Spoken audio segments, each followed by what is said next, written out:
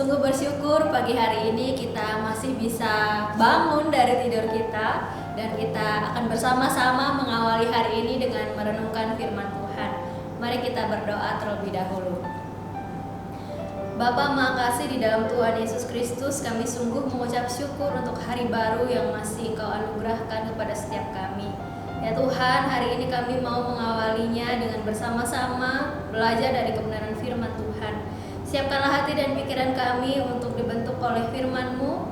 Tolong kami ya Tuhan melalui Roh Kudus-Mu agar kami bisa menjadi pelaku-pelaku firman Tuhan, dan Tuhan melembutkan hati kami untuk menerima firman-Mu sebagai kebenaran dalam hidup kami.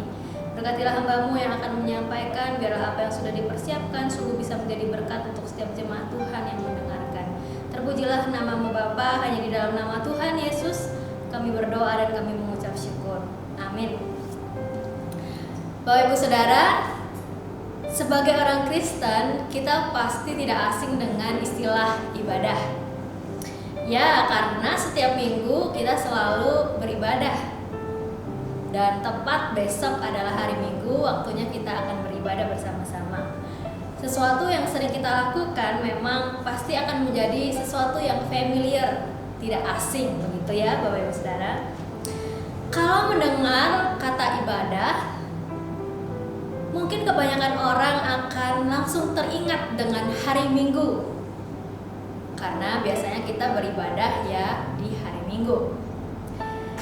Sekalian saya ingin mengingatkan kepada Bapak Ibu Saudara, jangan lupa besok waktunya kita untuk beribadah dari rumah masing-masing, karena kita masih beribadah secara virtual Bapak Ibu Saudara. Bapak Ibu Saudara dikasih oleh Tuhan, sebuah ibadah biasanya memiliki beberapa unsur di dalamnya. Di dalam ibadah ada nyanyian, kemudian ada doa, ada pemberitaan firman Tuhan atau khotbah, ada memberikan persembahan, ada doa berkat dan lain sebagainya. Menurut Bapak Ibu Saudara, bagian mana yang paling penting dalam sebuah ibadah? Bagian mana yang paling penting dari sebuah ibadah?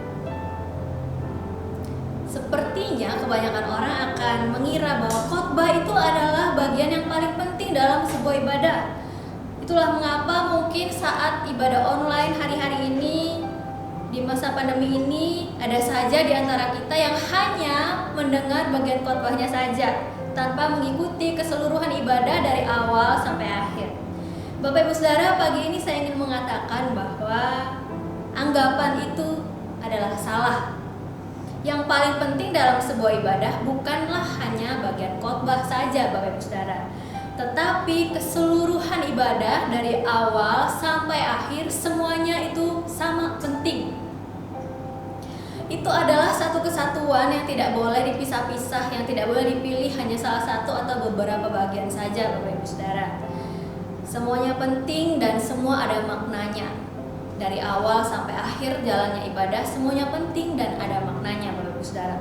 Oleh karena itu saya mengajak Bapak Ibu Saudara untuk mulai besok setiap kali kita beribadah di hari Minggu, mari kita mengikuti keseluruhan ibadah dari awal sampai akhir, karena semuanya itu sama penting.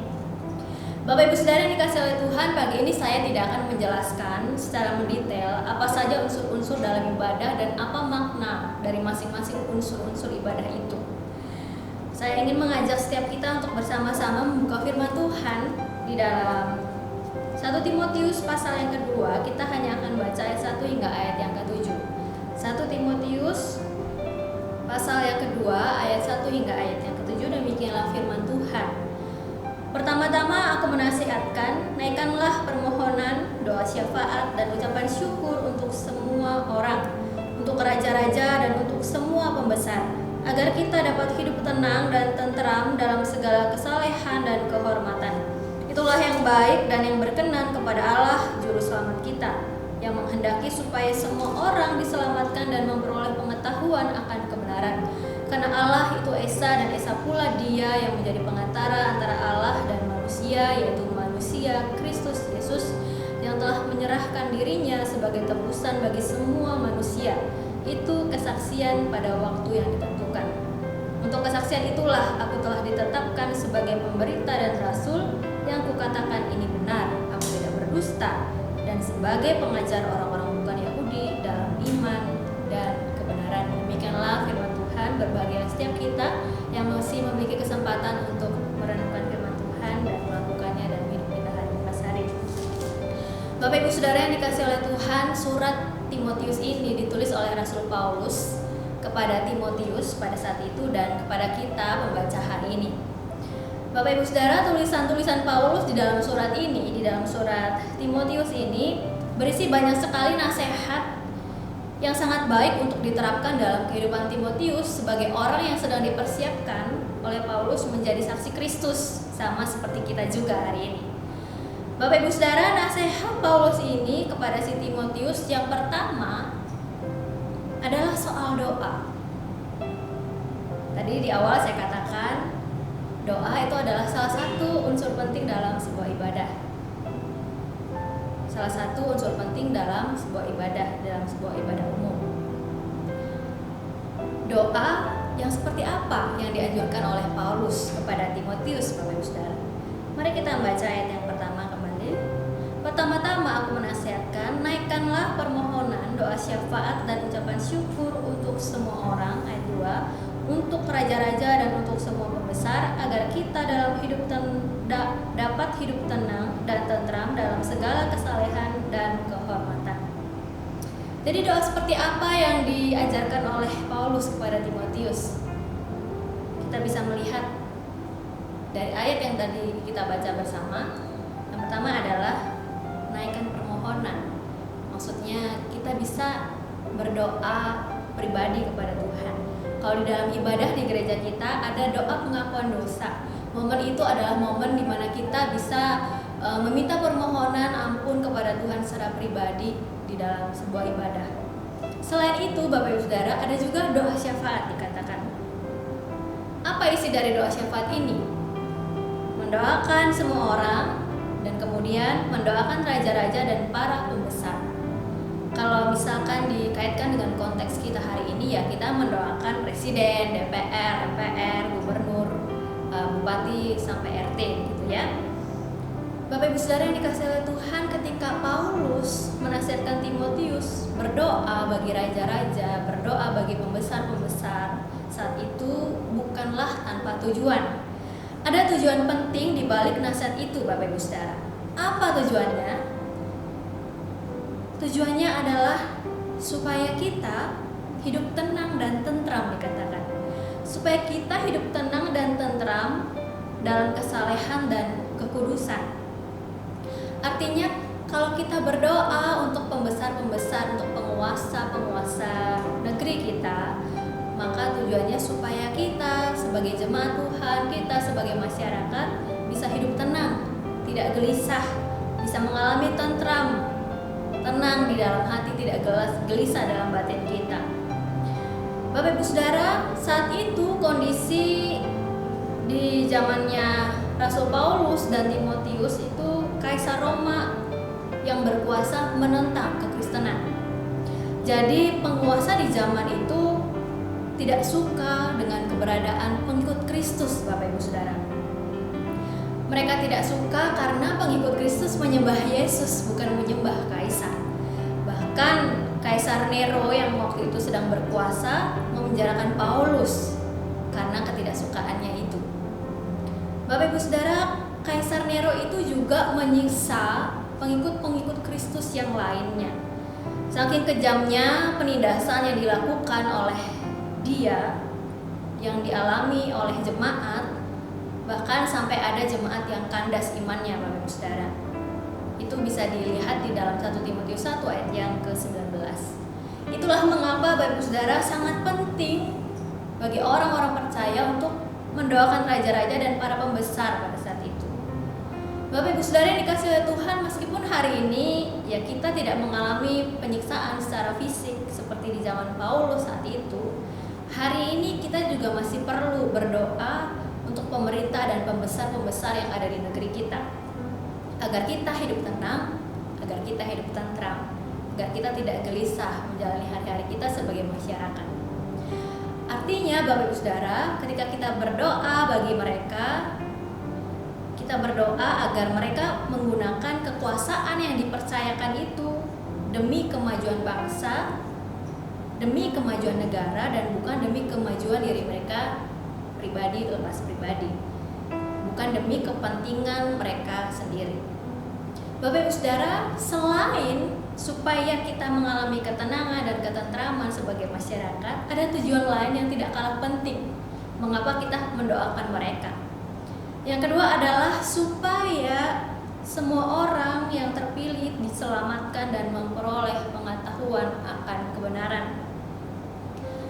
Kita tentu rindu dipimpin oleh orang yang punya pengetahuan akan kebenaran dan oleh orang yang mengalami keselamatan di dalam Tuhan Yesus Kristus. Itulah sebabnya mengapa sangat penting bagi kita mendoakan pemimpin negeri ini. Bapak Ibu Saudara, di ayat ketiga dikatakan bahwa permohonan dan doa syafaat kita bagi pemimpin dan penguasa negeri ini adalah hal yang baik, adalah hal yang berkenan kepada Allah. Jadi ketika kita berdoa tadi, walaupun kita berdoa untuk diri kita ataupun kita berdoa juga bagi pemimpin, bagi penguasa di negeri ini, itu adalah hal yang baik, itu adalah sesuatu yang berkenan kepada Allah. Mungkin Bapak Ibu Saudara bertanya, oke, kalau berdoa untuk diri sendiri ya gak apa-apa lah, tapi kalau untuk pemimpin, untuk penguasa yang tidak mengenal saya, untuk apa? Mungkin Bapak Ibu Saudara bertanya seperti itu. Kalau kita membaca di ayat yang keempat, saya akan membacakannya, yang menghendaki supaya semua orang diselamatkan dan memperoleh pengetahuan akan kebenaran. Jadi sebenarnya ketika kita berdoa bagi pemimpin-pemimpin kita, itu adalah karena Yesus sudah menyerahkan dirinya sebagai tebusan bagi semua orang, bagi semua manusia, semua orang yang terpilih. Tuhan Yesus sudah menyerahkan dirinya untuk menjadi tebusan bagi semua orang yang terpilih. Bagian kita adalah menerima anugerah itu dengan iman, dan jangan lupa juga mendoakan orang lain, termasuk para pemimpin bangsa ini, agar mereka juga mengalami hal yang sama dengan kita, agar mereka juga mengalami keselamatan di dalam Yesus Kristus. Kalau kita membaca bagian lain di firman Tuhan dalam 2 Korintus 5 ayat 14-15, di sana dikatakan, sebab kasih Kristus yang menguasai kami, karena kami telah mengerti bahwa jika satu orang sudah mati untuk semua orang, maka mereka semua sudah mati.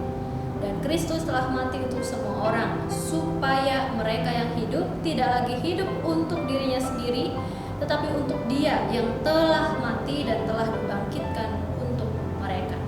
Jadi Bapak Ibu Saudara, ketika kita sudah mengalami kemerdekaan di dalam Kristus, ketika kita sudah mengalami kasih Kristus yang begitu luar biasa, yang telah menjadi penebus bagi kita atas dosa-dosa kita, kita juga dipanggil untuk tidak lagi hidup bagi diri kita sendiri, tetapi hidup bagi Dia. Artinya kita mau merindukan orang lain juga mengalami keselamatan di dalam Kristus Yesus.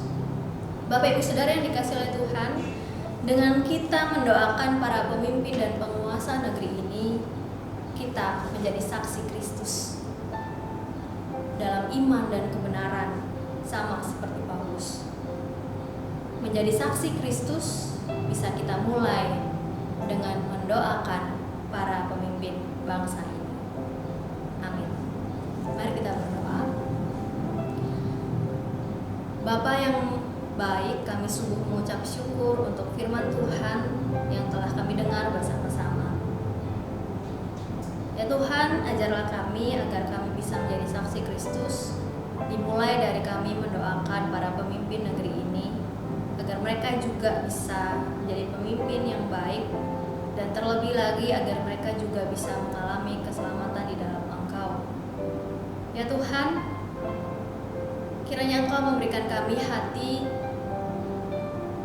yang sungguh-sungguh rindu agar bangsa kami Indonesia ini semakin maju, agar bangsa kami Indonesia ini dipimpin oleh orang-orang yang sungguh-sungguh ada di dalam Engkau. Tolong kami ya Tuhan untuk tidak apatis terhadap pemimpin-pemimpin negeri ini. Tolong kami ya Tuhan untuk justru bisa menjadi penopang di dalam doa bagi mereka, pemimpin-pemimpin kami. Terus ingatkan kami ya Tuhan melalui Roh Kudus-Mu, agar firman ini tidak berlalu begitu saja, tetapi sungguh-sungguh bisa kami lakukan dalam hidup kami hari lepas hari. Terpujilah nama-Mu Bapa, hanya di dalam nama Tuhan Yesus kami berdoa dan kami mengucap syukur. Amin. Selamat pagi Bapak Ibu Saudara, renungan pagi telah selesai. Silahkan melanjutkan